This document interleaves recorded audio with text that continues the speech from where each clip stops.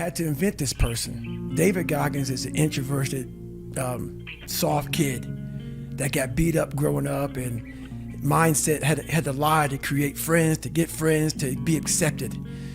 So my life has really been about two people. Very scary, but two people. I had to invent a whole nother human being to get outside of my comfort zone. And that human being became Goggins. Goggins is like the guy that walks out of the phone booth. He's like that Superman that walks out of the phone booth. And I was talking to my fiance today about, it's kind of strange how sometimes I have a conversation between David Goggins, and Goggins will tell David Goggins about the shit he's done. And David Goggins like, what the hell, man? Why are you doing that? That's nuts. So it's kind of this battle between trying to find more of yourself, knowing that the real you is afraid, likes comfort, likes living in a world that is that likes to pat you on the back, give you the things that you want to hear, not the things that you have to hear to get better. So that's where all this kind of started from. And when people hear this podcast, they're going to hear a lot of things that they're going to want to put a title on me. They're going to definitely want to put a title on me to make themselves feel better. I asked them during this podcast, do not do that. Do not look at what you're going to hear. Put a title on me, because basically what you're doing is you're giving yourself a get out of jail free card. Exactly. That's all you're doing. So all you're doing is saying, this guy was some super freak. He found some super thing in his brain that was locked up. He unleashed it and became this guy. It's a fucking lie. Because every day I wake up, I dread the day. I dread the day of what I'm going to bring on myself to get better. You know, I was sitting on the couch, saw this show on Discovery Channel, and that started the process of, I think I want to be a Navy SEAL. So I started calling up different recruiters, walking into some guy said to me, you're fat and you're black. He was an observant motherfucker. You know, I was 300 pounds, black guy walking, he was very observant. So that kind of went on for a while, and until I met one recruiter. And one recruiter saw something in me that no one else saw, and gave me a shot. And a challenge, right? Come back, lose the weight. Right. So basically I walked in, I had about 3 months, a little less than 3 months to lose 106 pounds. So I was like, this is fucking impossible, man. I can't do that. And at that time I had no real drive to be a Navy SEAL, to be anything. I just knew something had to change. I had to, this isn't gonna work, man. This lifestyle that I'm living, something has to change. So I went to work that day and I was spraying for cockroaches, and lo and behold, it's a very bad day at work. I found a whole bunch of cockroaches, rodents. It was a bad restaurant. And I came home, I quit my job that day. I was driving home and I said, I gotta fucking do something. And I said, I'm gonna go home and run 4 miles. And 4 miles is only a quarter mile. And then from there, the story really begins from that point. Well, that's what I realized for myself was I wanted that comfort zone that everybody looks for, that pat on the back. They don't want to hear all the bad shit. They want to hear everything that they're doing right. And I realized that's what kept me in this world. That's what kept me in this world of not accomplishing anything. So what I did was I became that big, bad, nasty motherfucker that you don't want to walk into at nighttime. I became the roughest critic in the world on myself. And that's what changed me. I literally saw myself in the mirror. I saw the truth versus saying, you know, my dad did this to me from beating me, kids in school from calling me did this to me, my life did this to me, my fucked up broken foundation did this to me. I took that and said, you know what, well, some people may help this happen, but now I have to own this. No one's gonna come back to save me. No one's gonna come back on this fucking couch and say, hey, it's okay. You're gonna be okay. No, I'm not. I'm not gonna be okay. I had to realize I had to take a stand. I had to make a real stand. And it was painful to look at who I was, what the world and myself created. It created a very lonely, depressed, insecure man that would do anything just to have a friend. And I saw that as very pathetic.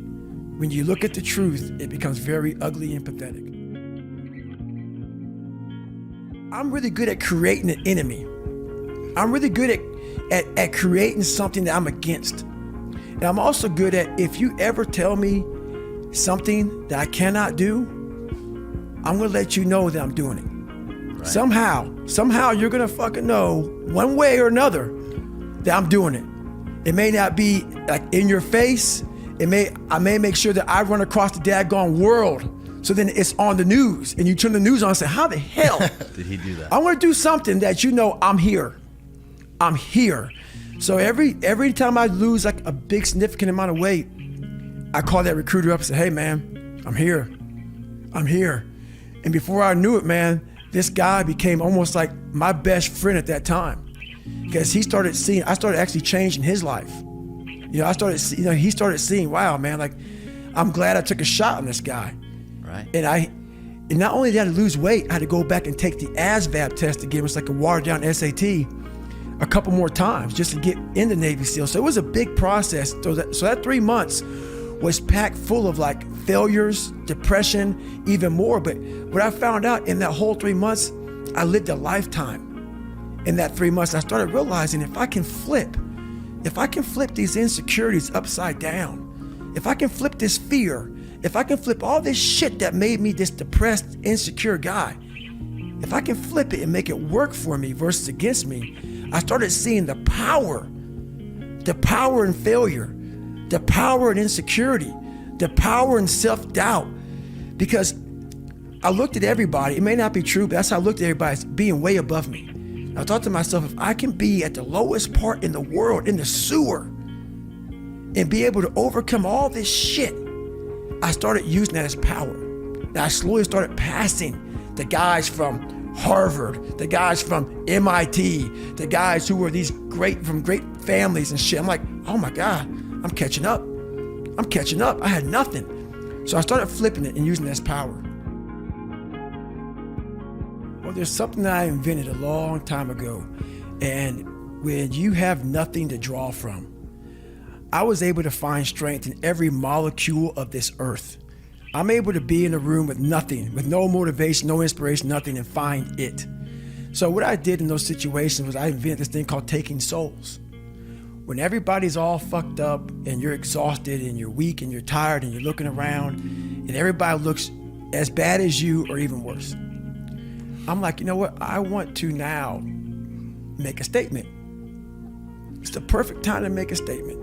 To make a statement to let you know where your life ends and mine begins. And so the statement there is, I muster up every bit of strength from their looks on their faces and how they feel, and how I'm gonna now, from my childhood, where I came from, how I was the bottom of the barrel, I'm now amongst all these uncommon people. I'm now going to now make you feel like you're common. So I used their sadness, their weakness, their parts of their life where, God, this sucks. I'm like all poopy pants and messed up.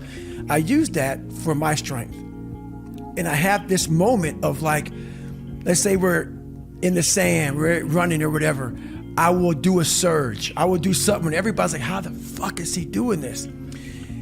And from that look on their face, that feeling of, God, man, this guy must be something special. It then surges me further and faster and harder for a long time. So energy's everywhere. But the thing is, it's so loud, that voice in your head of pain and suffering and discomfort and I don't want to do this is so loud that you're unable to really calm it down and say, okay, there's something here.